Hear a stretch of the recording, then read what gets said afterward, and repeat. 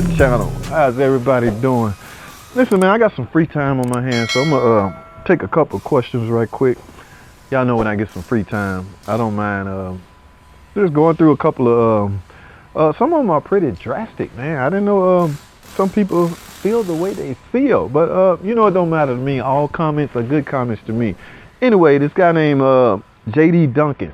Now, he was commenting on a video I put out a while back, about a year ago, concerning a key fob issue. How I explained if your key fob do not work, what you need to do. So basically, it was an advice video. It was only meant to give advice. There's nothing you personally can do as a do-it-yourselfer to fix or program your electronic digital key. Okay, it's just not possible. So I'm not sure what he was looking for. I guess he was looking for a miracle video. There's no such video.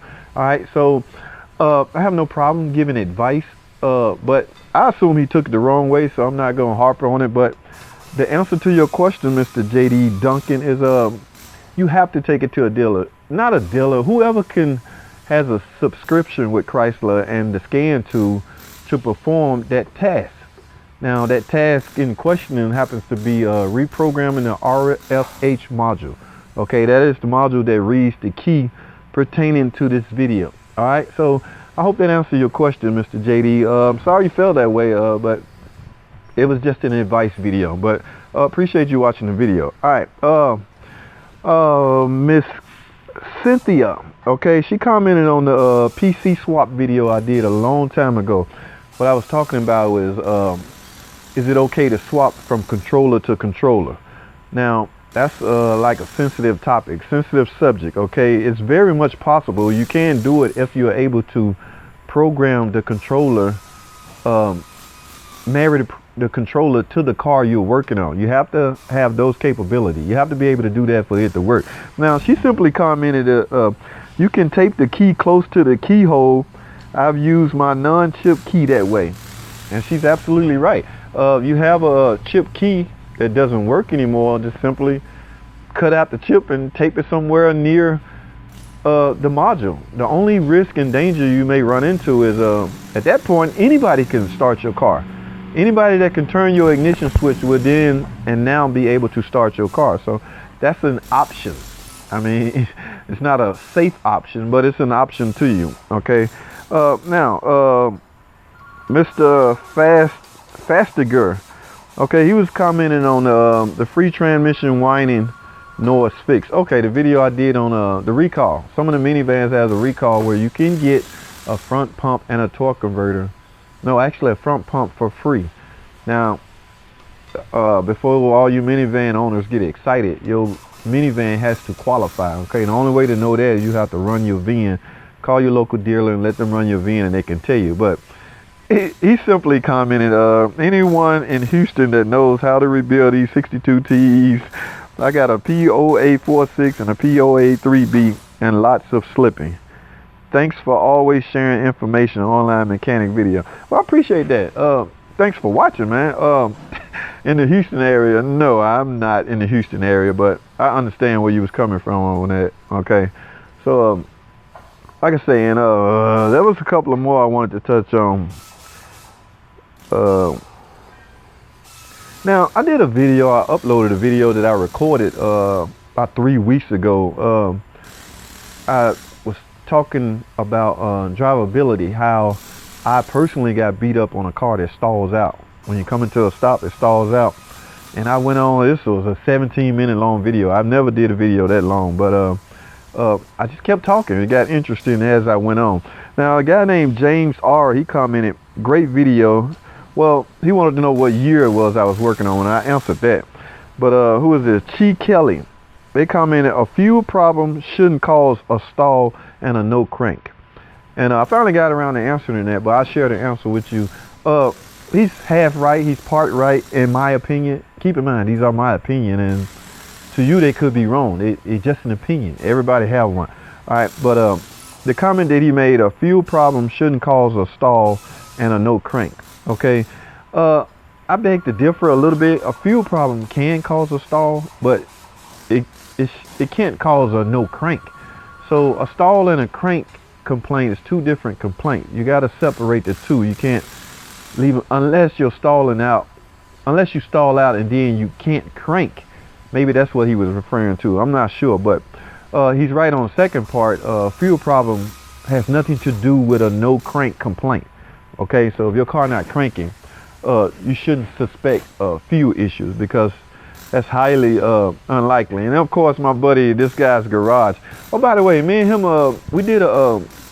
we went live. We did a live stream concerning oil consumption. In fact, I'm gonna link that video right up here. I need y'all to go check that out, man. We talked about oil consumption. He dealt on the Ford end. He had a Ford F-150 that was giving us some problems, and basically you need to follow his channel to find out what you need to do or should do. Because matter of fact, go subscribe to his channel and follow that series, that oil consumption series. And I pretty much touched on the problem Dodge and Chrysler going through with oil consumption issues, and we just went on for a good hour, man, discussing that issue. Y'all go check that out, man. Me and my good buddy Caper, 4am Caper, this guy's garage.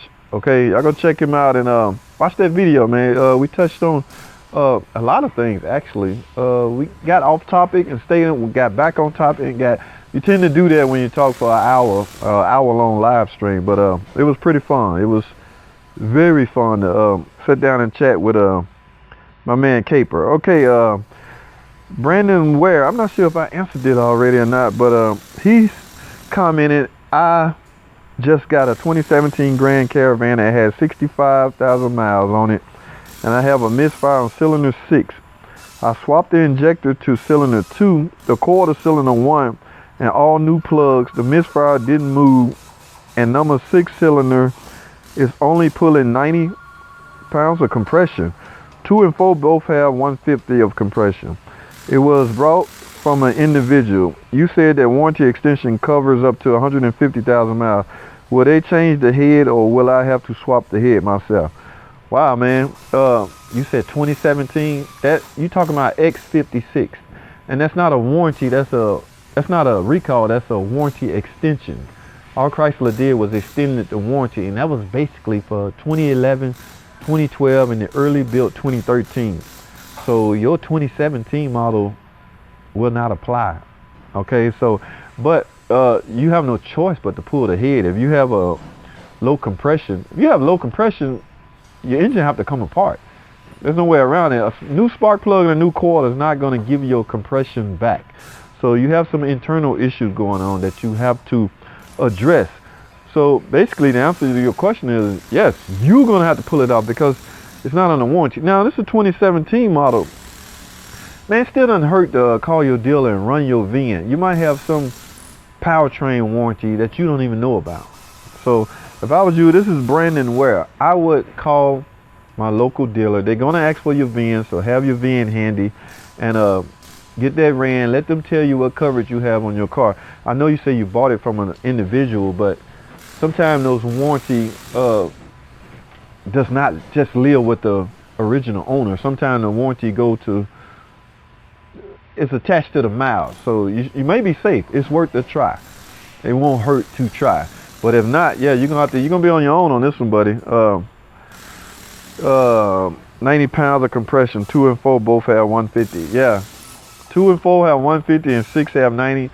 Something is definitely wrong with 6. Could be valve train. Now, valve train can cause that. That's why I say tear down, because you basically gonna need to pull the valve cover and just do a hard inspection on your valve train. In fact, a broken rocker arm can cause that. A collapsed lifter can cause that. So you have to get inside that cylinder head to go further. Okay. Now, if you get to the point where valve train, you don't see anything wrong with valve train, then the head will have to come off. But you might get lucky and not have to pull the head off because your problem turned out to be a valve train issue. All right, so that is worth a try. All right, guys, this video has gone on long enough. I just wanted to tackle a couple of questions. I had some free time. We winding down. It's almost 5:30. We finna get out of here. So y'all know whenever I can, I will make a repair video, actual repair videos, but it's kind of hard to do here at this location. So when I'm at Brothers Motors or anything like that, yeah, I can get y'all some repair videos. But I appreciate you watching.